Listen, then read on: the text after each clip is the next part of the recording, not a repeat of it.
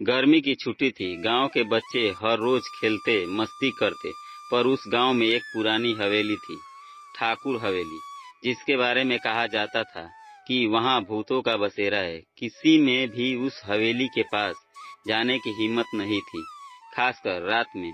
पर आदित्य को हमेशा से रोमांच पसंद था। उसकी नजर उस हवेली पर बचपन से थी। एक दिन ने अपने दोस्तों नीला, अर्जुन और सोनू से कहा, चलो आज रात ठाकुर हवेली चलते हैं, देखते हैं वहाँ सच में भूत है या नहीं। सबने पहले तो मना किया, लेकिन फिर आदित्य की जिद और रोमांच के चक्कर में सभी तैयार हो गए। तय हुआ कि रात 11 बजे हवेली के पीछे वाले टूटी दीवार से अंदर घुसेंगे। रात को चुपचाप सब घरों से निकले, टार्च, लकड़ी के डंडे और कुछ खाने पीने का सामान साथ लिया। हवेली के पास पहुंचते ही हल्की हल्की हवा चलने लगी, जैसे हवेली खुद उन्हें बुला रही हो। चांदनी रात में टूटी खिड़कियां और लटकते झाड़ फानूस हवेली को और डरावना बना रहे थे। दीवार फांदकर वे अंदर पहुंचे।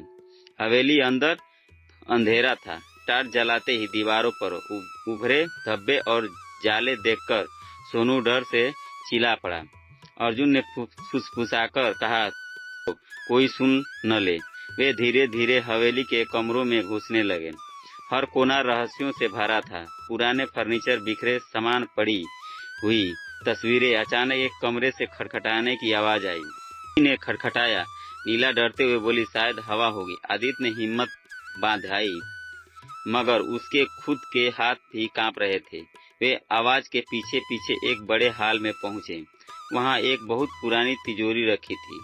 तिजोरी पर मोटी जंग लगी थी और उसके चारों ओर अजीब सी निशानियां बनी हुई थी। अचानक अर्जुन ने देखा कि तिजोरी के पीछे कोई परछाई हिली। देखो, अर्जुन ने फुसफुसाते हुए इशारा किया। सबने उधर देखा। कोई हलचल थी, लेकिन जब टार्च की रोशनी फेंकी तो कुछ नहीं था। तभी अचानक तिजोरी की तरफ से ठंडी हवा का झोंका आया और एक कागज उड़ता हुआ उनके पैरों में आ गिरा। आदित्य ने कागज उठाया।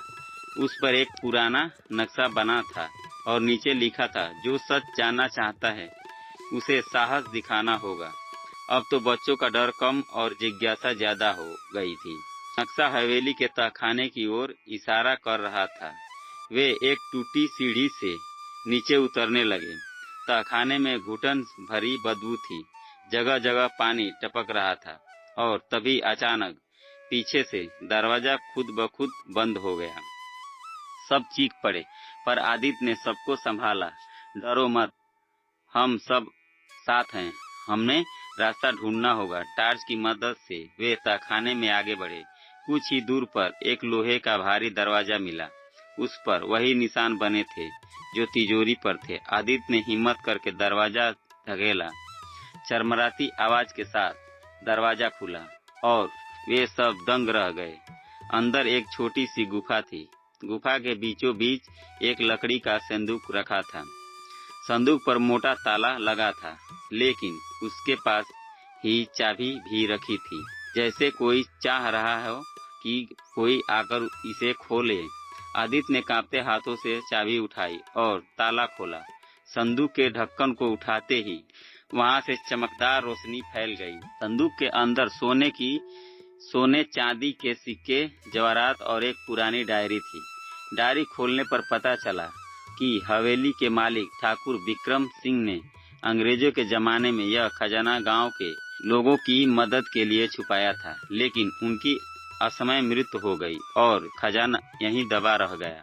उनकी आत्मा चाहती थी कि कोई बहादुर इंसान आकर इस रहस्य को उजागर करे। डायरी के आखिर में लिखा था, जिसने साहस दिखाया वही इस खजाने का असली हकदार है, पर वचन दो कि इसका उपयोग सबकी भलाई के लिए करोगे। आदित्य और उसके दोस्तों ने एक दूसरे की ओर देखा। सबकी आंखों में एक नई चमक थी। उन्होंने वादा किया कि इस खजाने से गांव के स्कूल, अस्पताल और गरीबों की मदद करेंगे। वे जैसे तैसे हवेली से बाहर निकले और सुबह गांव के बुजुर्ग को सब कुछ बताया। पहले तो किसी ने विश्वास नहीं किया, लेकिन जब बच्चों ने सबूत दिखाया तो पूरा गांव खुशी से झूम उठा। उस दिन के बाद से ठाकुर हवेली अब सुख हवेली कहलाने लगी। गांव में एक नई शुरुआत हुई। बच्चों की बहादुरी की गाथा हर ओर गूंजने लगी और कहा जाता है कि उस रात के बाद से हवेली में कोई भी डरावनी आवाज नहीं सुनी गई। जैसे ठाकुर विक्रम सिंह की आत्मा अब चैन पा चुकी थी।